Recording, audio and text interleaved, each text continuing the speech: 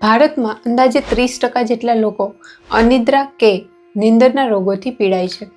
આગળના નીંદરના વિડીયોને જોઈને ઘણા બધા લોકોના મેસેજ અને કમેન્ટ આવ્યા કે જો નીંદર સરખી ન આવતી હોય કે પછી અનિદ્રા જેવા નીંદરના રોગથી પીડાતા હોય તો આયુર્વેદ પ્રમાણે શું કરી શકાય.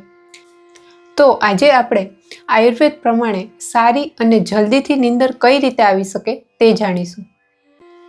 જય ધન્વંતરી. હું ડૉક્ટર ખુશ્બુ ઓડેદરા, MD આયુર્વેદ.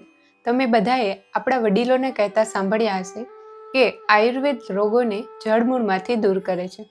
તો આજે આપણે આ જડમૂળમાંથી રોગોને દૂર કરનાર આયુર્વેદના રહસ્યને જાણીશું.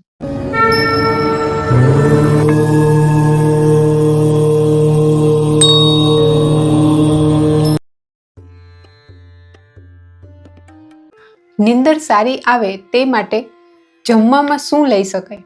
રાત્રે જમવામાં ચોખા કે ચોખાની કોઈ પણ વાનગી, સાકર નાખીને દહીં, દૂધ કે ઘી અને તેલવાળી વાનગીઓ લઈ શકાય.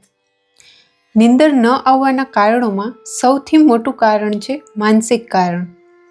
મનમાં સતત વિચારો ચાલતા રહેવાથી કે કોઈ પણ જાતની ચિંતા, ભય, શોક વગેરે કારણોના લીધે આગળના વિડીયોમાં જે આપણે નીંદરના 3 સ્ટેજ જોયા તેમાં પહેલા સ્ટેજમાં જ નીંદર અટકી જાય છે. તો મનના વિચારો બંધ કરવા માટે સૌથી પહેલાં શું કરવું જોઈએ?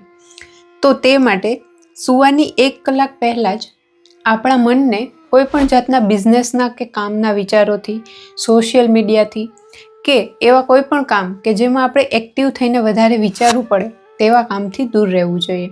મન શાંત રહે તે માટે 5 થી 10 મિનિટ ઓમ અથવા તો તમે કોઈ પણ જે ઈષ્ટદેવમાં માનતા હોય તેનું ધ્યાન કરવું જોઈએ.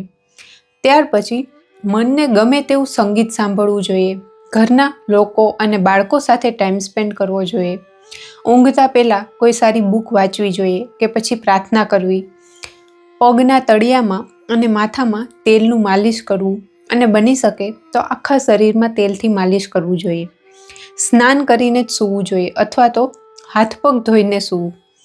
પથારી ખૂબ કઠણ કે ખૂબ પોચી, ખૂબ ઊંચી ન હોય અને સ્વચ્છ હોય તેનું ધ્યાન રાખવું જોઈએ.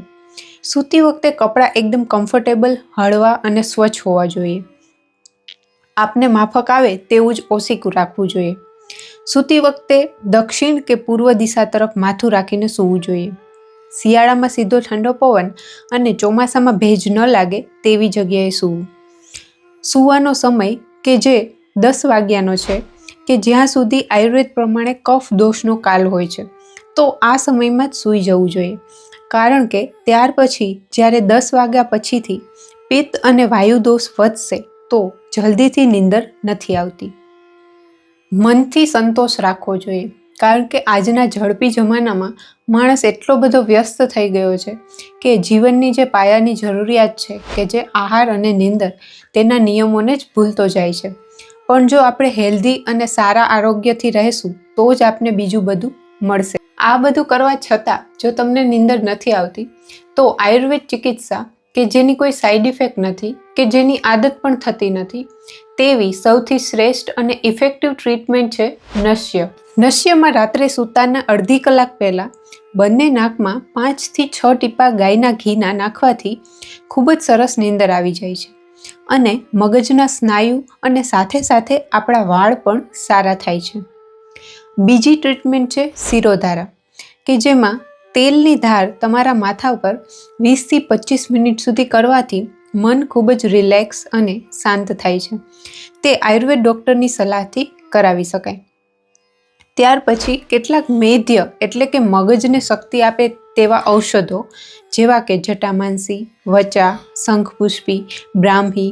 જો કોઈ લાંબા સમયથી અનિદ્રાના પ્રોબ્લેમથી પીડાતા હોય તો કોઈ પણ આયુર્વેદ ડૉક્ટરને બતાવીને તે લઈ શકે છે. તો મિત્રો, જો તમે પણ નીંદર લેવા માટેની ગોળીઓ લેતા હોય તો કુદરતી રીતે નીંદર કરવા માટે આમાંથી બનતા પ્રયાસ જરૂર કરજો. અને નીંદર ન આવવા માટે કોઈ પણ જાતના પ્રશ્ન હોય તો તે કમેન્ટ કરીને જરૂરથી કહેજો. તો આવી જ રીતે આયુર્વેદના રહસ્યોને જાણવા માટે આ ચેનલને ફોલો કે સબસ્ક્રાઈબ અવશ્ય કરો. તો ચલો મળ્યા આગળના વિડીયોમાં. જય ધન્વંતરી.